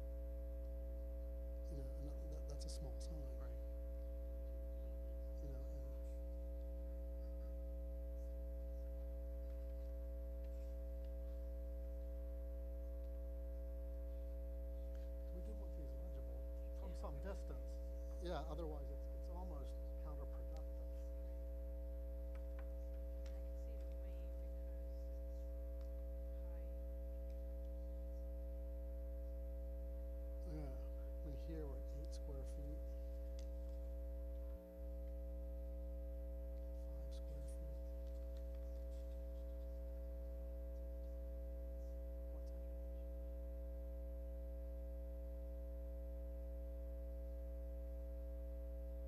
Those are pretty small.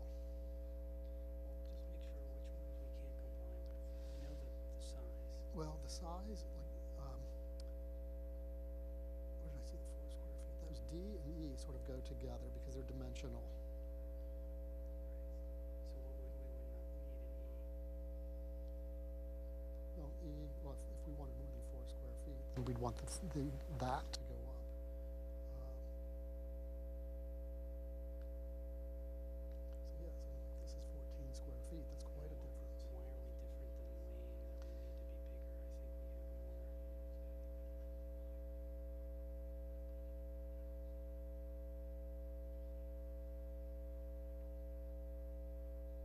have more. I mean, why is that?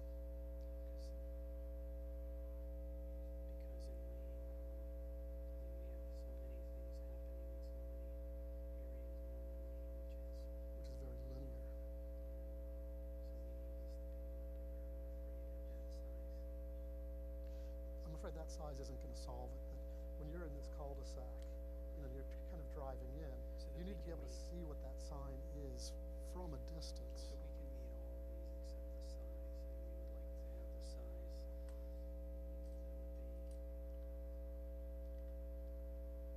We can adjust the height.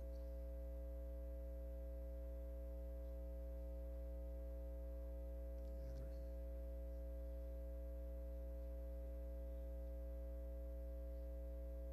So we can say, I feel like in Wayne, it's not as much for stopping traffic to know where you're going. Whereas here, it's so the yeah.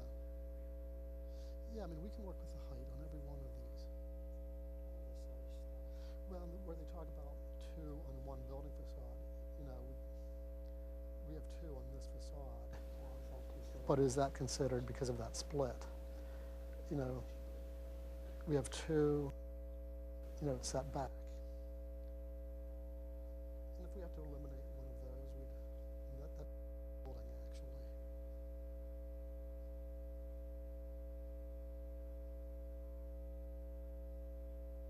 But I'm more concerned about the size. If we were to do something different for one of those,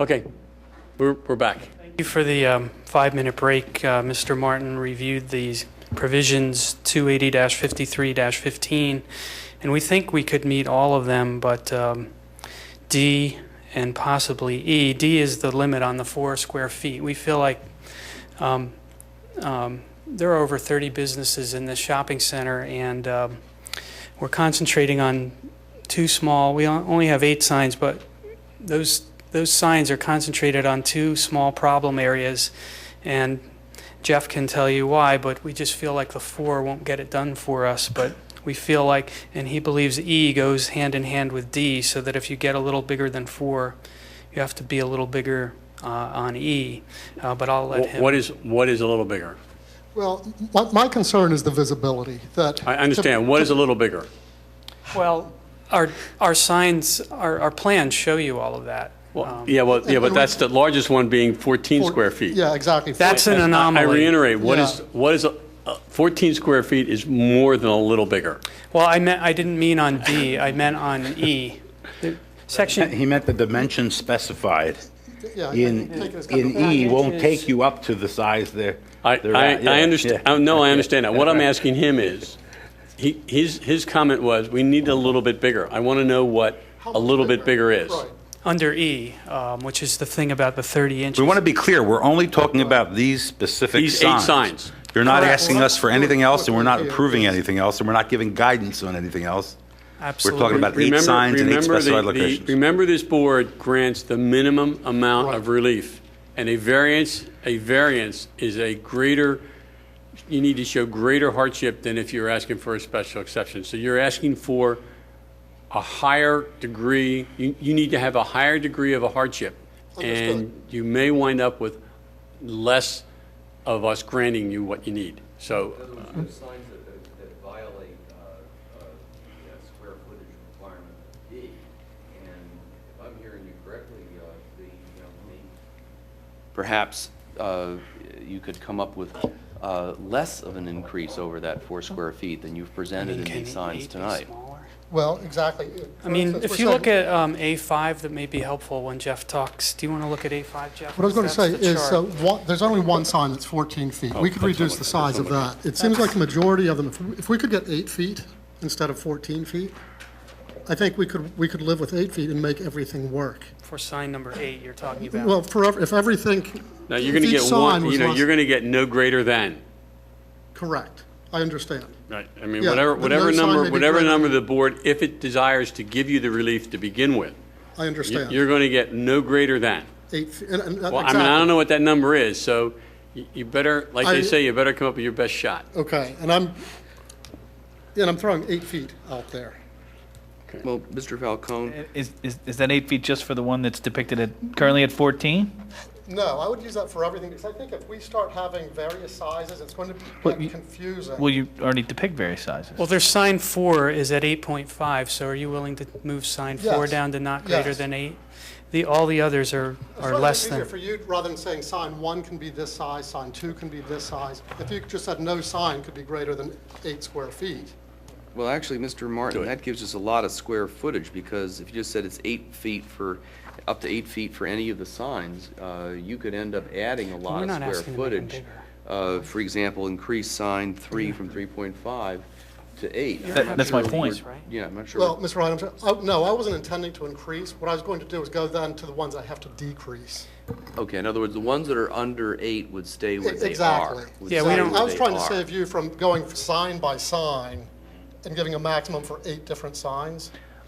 You may. I'm fine with doing that. So we If you wanna use your give- that's table, fine. I would rather we'd give- use your table, except where it says 8.2, 8.5 square feet, it would say less than or equal to 8 That would be fine. 8.0, and the 14 would go less than or equal to 8.0. That would be fine. And other than that, That's all your exactly what we values thought. would be. Yeah, okay, Yeah, that and would 3 be would fine. not would not be subject to an increase above. In other words, what we're Yeah, saying that's is that acceptable. sign 1 would be 5.6 feet, sign 2 would be 6 feet, sign 3 would be 3.5 square feet, sign 4 would go from 8.5 to 8 feet, sign 5 would be 5 feet, sign 6 would be 8 feet, sign 7 would be 4.6 feet, and sign 8 would go from 14 square feet to 8 feet. Understood, and I think that's fair. Is that what you're saying? Yes. That's what you're requesting? Yes.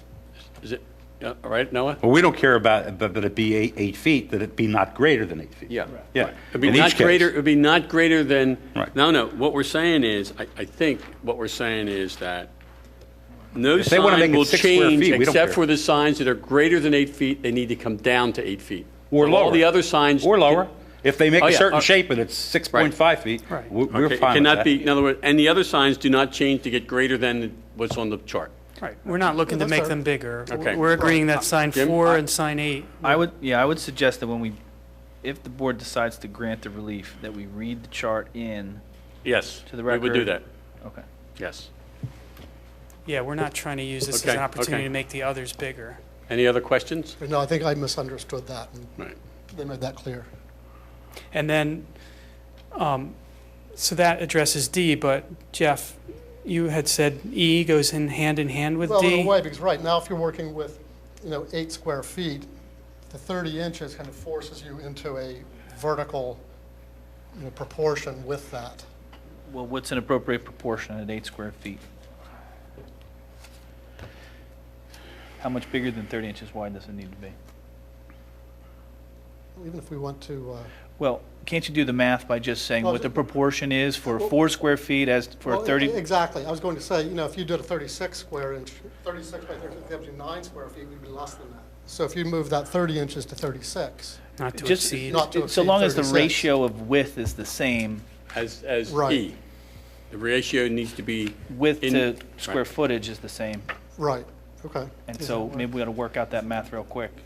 Or you could just say that in words in the condition. Yeah. Does every one of these signs comply with this ratio, other than the 3 larger ones? I don't know that they would, because Jeff was saying that goes. Well, there hand isn't a hand with ratio 4. in the Well, like ordinance. for It's just instance, on No, sign but the number one, ratio's it's the got implied. maximum 42 minimum inches. size. True. So, Right, but the ratio is If the implied, sign is- the max ratio of width to square footage. It would be 30, right. I'm trying to keep them in What's proportion. the ratio? 30 inches wide to 4 square feet.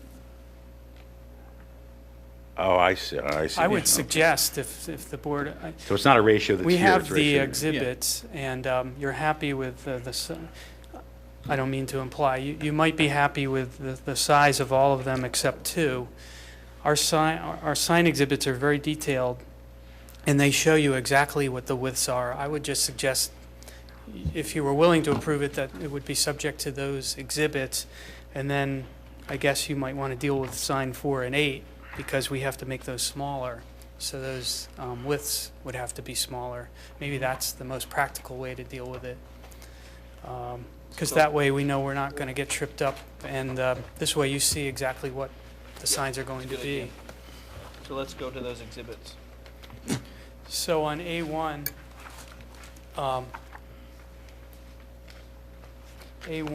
sign number 4 is on building 6. So Jeff, can you tell me what exhibit of A1 that sign is? What letter? I'm looking at the sign. Yeah, you have to look on here, because I've marked them You've for the marked yours. board.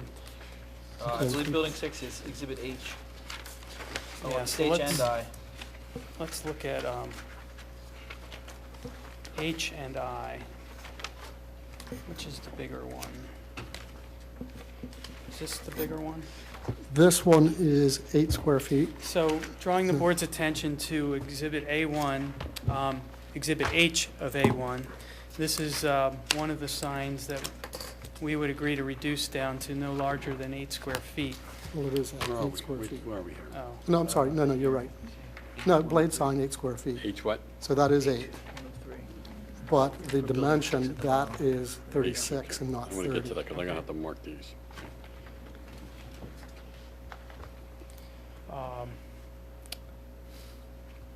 So is that the dimension you need to have then? I guess it is. I'm sorry, which? This one is 3 foot wide and 2 foot 11 Tall. tall. Right, now see if that was, because we're 8 square feet, 30 inches would Right. really change the proportion of that sign. Yeah. Could we, rather, if we're happy with all of the assuming the board votes to grant relief on the basis that it's happy with all of the signs, except for sign 4, and sign 8, could it say that rather than referencing E at all, just say that the shape will be proportionally reduced at all dimensions, just shrunk, wrapped at all dimensions to get it to there? Then if you're assuming that the board is willing to approve the other signs as presented, then they're as presented and they are what they are.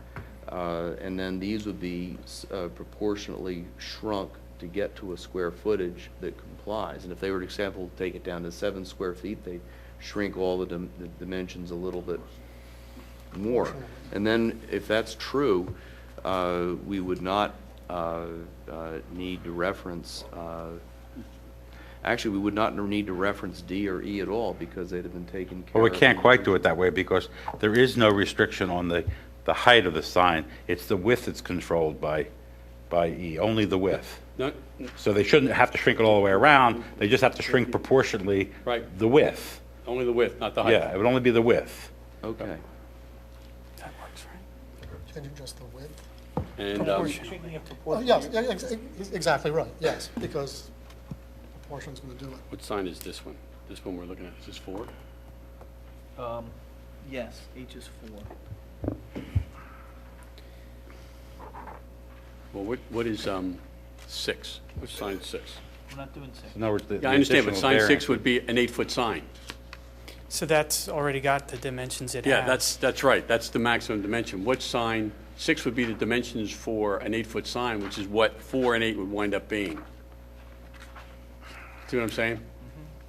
That's a way to do it, Yeah. Which one is that? unless it's a different shape.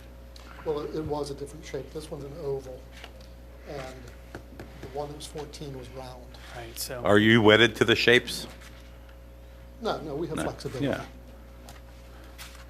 I mean, we're just concerned about size, so as long as you can play with your shapes and don't violate the size, Yeah, we can, doesn't make any difference to us. It shouldn't. Which one is that? What is, this is building,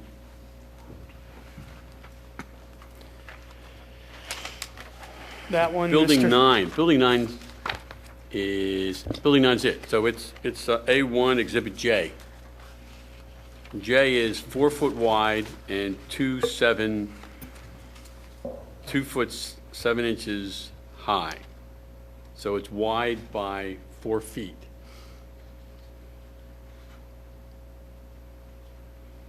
That's right, you're looking at the right one. Right. But you could bring that into 3 feet. I think you could make it, and that would just make it more, yeah, we just You know, change the shape a little. We're yeah, fine just with change, that. it would bring it in a little We can bit. do So that. as a real oval, it'd be more of an egg oval, I think. Yeah, no, we could. See what I mean, Noah? Yeah. J is 4 foot wide by 2 foot 11.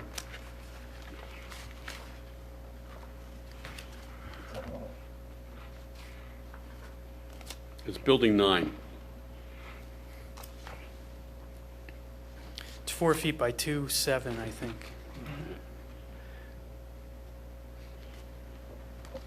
J sheet 1 of 3. Huh? Yeah, JC. J sheet 1 of 3. I mean, my question is whether Feet wide. if we want to know what the signs are generally going to look like as opposed to, you know, fatter ovals or so forth, maybe the shrink wrap approach, at least you're getting a sign that looks like it's in the picture. They just have to shrink it until Yep. it gets down to the Yep. square foot. Maybe, and that is on all dimensions. I understand the code talks only about width, but if we're talking about general shapes and the applicant is happy with these shapes and is willing to do these shapes at a lesser square footage, maybe that's the way to go, just to, you know, short circuit it. It's up, again, the question is whether you're, But they're using multiple shapes, John. They're not all Yeah, they're not all the consistent. same. And because we're changing their width, Well, we're only changing they the may width. choose to change shape to better conform with the well, that's the width question I have for them. We're only changing and solve two their signs. problem. They have to solve a visibility problem. Yeah. So they may choose to go with an oval that hangs this way instead of that way, you know, where the longer dimension is vertical instead of horizontal. We don't really care about that as long as they don't exceed the parameters to the extent we're modifying them by the variance, if we grant it, I mean, let them have whatever flexibility they need as long as they stay within the parameters we set. But we're just dealing with the width and whether I mean, I've heard some concern on we're talking only about 2 signs. Now, we're only talking here. 2 signs. And if the getting within the width is going to squeeze them into a different They know oval, that. and that's more problematic for you. May I ask a Find question? everything If you we're can, only talking about except for those the 2 things we're gonna signs, change. are the other signs, if this were to be approved as submitted, like for instance, the sign on building number 4 is 4 feet by 2.7. So are we now saying that we're going to reduce those signs as well? No. No, Or just the 2 in question? I think the only ones that are, I thought we Then- decided then I that thought we you are not going to proportional change I any didn't see any one of for the building number dimensions 2. except for sign 4 and sign 8. Yeah, And they're that's- not to exceed Proportional 8 feet.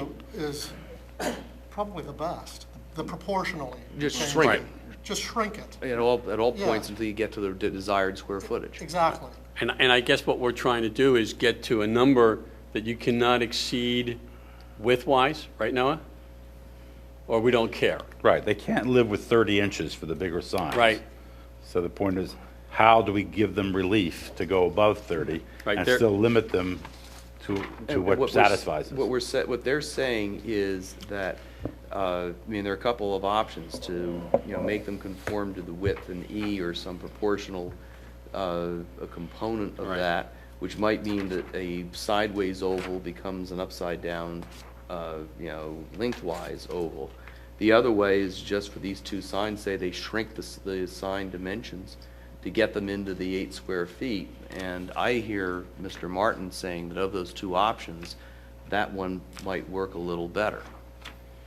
Am I stating That it is correctly? correct. But I wouldn't yes. want to foreclose them from going into given the restrictions, maybe they want to go to a rectangular sign with softened corners or something. I mean, do we care? I think we could do that under Mr. Ryan's language, right? We're just saying if it's No, shrunk he's to- saying we're going to keep, as you show the shape of each sign, that's the shape you live with.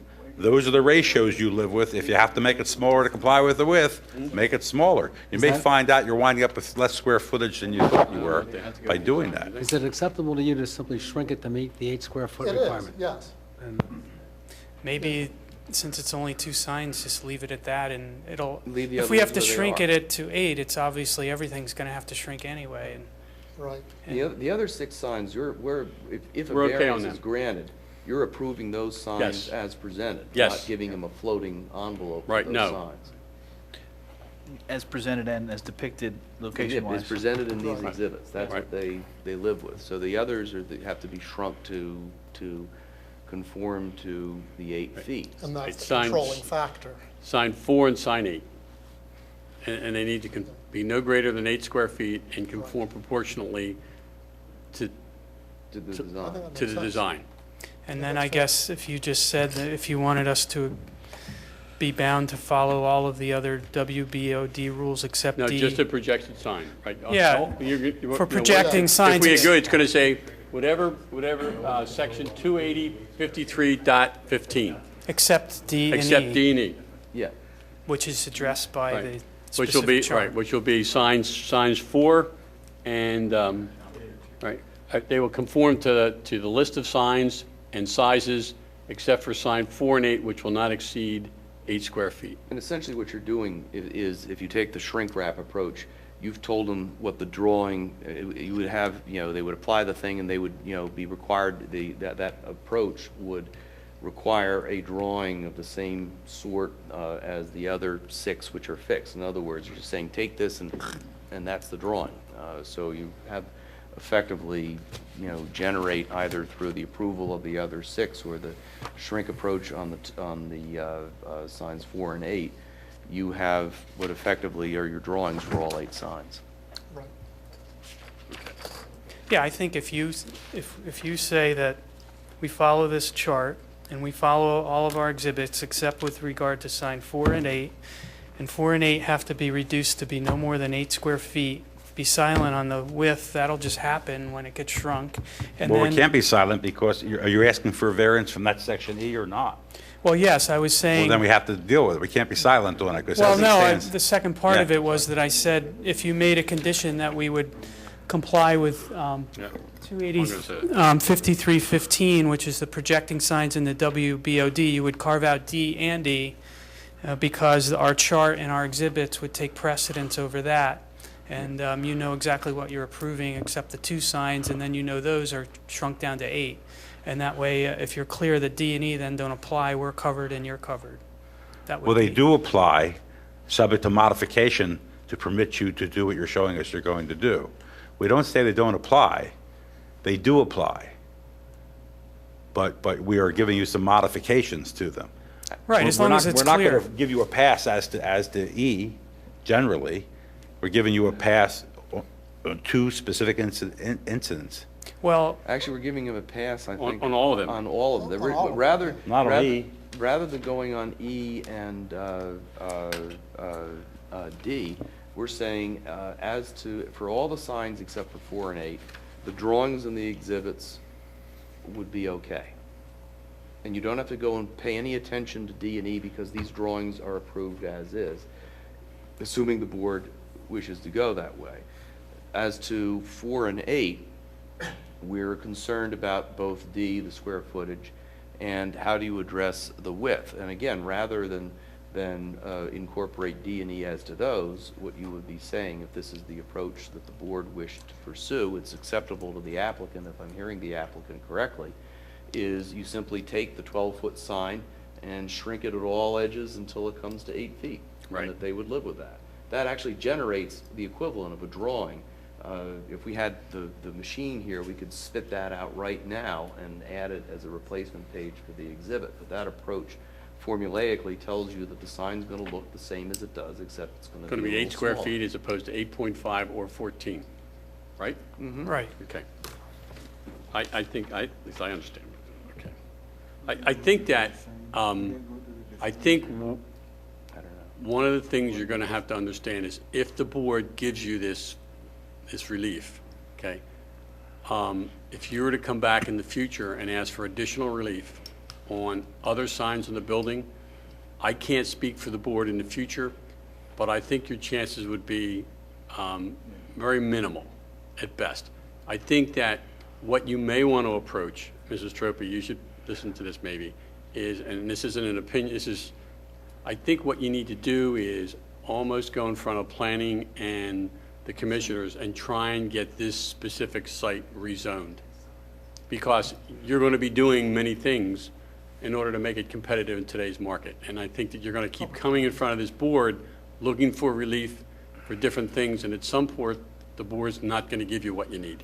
And I think you should be starting to work towards that currently as opposed to waiting for that situation to arise. Yeah, the concern that I want to make sure is taken off the table is that this is somehow transmitting another zoning classification to this property. If the board agrees that the hardship is there and agrees to grant the relief, and we haven't gotten to that stage yet, there you've come with a case and it's only for certain signs. I don't want there to be any thought that this is a large tract that has been lifted out of the zoning scheme and is now being treated in accordance, with any expectation of being treated in accordance with a different set of rules. And I think that distinction, if it is very clear, gets us out of the problem of a variance for too large a tract. But this is a large enough tract so that if this relief is not carefully worded, it runs afoul of the prohibition against variances for too large tracts. I mean, our view is this is an application that we have made, and it's for 8 relatively small signs, and we understand that that's what the board is taking up. So I think we understand that. Well, I think, to your point, we did not come in here and just ask for a free license to do blade signs wherever we wanted. We looked and designed the ones that we thought were appropriate so we could come in here the one time. Yeah, no, I understand So- that, and no one is, but I Yeah. think just for the purpose of, But I understand your point. the people understanding who are watching us, that this is being handled as a specific application, and to the extent there is a concern at a future time that this wasn't enough, perhaps a better avenue, the applicant should consider going for a zoning change. Because there would be, if the board approves this, obviously there's no precedent for we did it before, we'll give you another 8 signs. Okay. And no comfort either. Any other questions? Board? Do you have anything else, Mr. President? I have nothing else. Thank you for your time, and I ask that my exhibits be made part of the record. I'll do this one, just because maybe then we can pick apart what I want to say. I would grant a variance for 280-119 and 280-122 for the addition of 8 specific signs as identified in location on Exhibit A. A6. A6? A6, and also listed in square footage on A5, okay? The signs on sign 1, 2, 3 should be no greater than what is listed on A5. Sign 4 shall be no greater than 8 square feet and shall be proportionate to that. 5, 6, and 7 will remain the same, and sign 8 will also be reduced to be no greater than 8 square feet and proportionately in size as far as width and height goes. Each projection sign shall conform to 280-5315 with the exception of D and E, which will conform to the list that I just stated, which is in A5. I think I covered it all. Just one question. Signs 4 and 5, it says that, actually I see a couple of possible issues. In F on 53.15, only one projecting sign per building face wall of a business property shall be considered. It looks to me on the signs 4 and 5 on building 6 that they're both on the same, well, they're on the same building face. I guess there's a little jut in the wall. Yeah, we had looked at that, and it was Jeff's opinion that just that since they use the word building face, since architecturally the faces of the building are separated, that those two would comply with that. And then 3 and 12, are they more than 12 feet? Actually, if we're using A6 as the location map, I would recommend maybe not doing 53.15F, but just tie it to A6 where they said they're going to put them. Yep. Okay? 53F, okay, yeah, so F will be also excluded. Yeah, F. So they'll be tied by 280-5315A, B, C, G, H, I, J, K, and L and M. And they're also tied by their exhibits, their sign specs in Right, A1. there's sign specifications and exhibits. Except for the shrinking of signs 4 and 8 proportionately. Correct. And so signs 1, 2, 3, 5, 6, and 7 should be as depicted in the A1. exhibits in A1. Got it. Jim? I would agree. Noah? Yeah, I'm in favor of it. Pete? I agree. I agree with that. Thank you. Thank you very much. Thank you. I was seeing no other, Ideas and feedback, that helps. no other business in front of the board. We stand adjourned.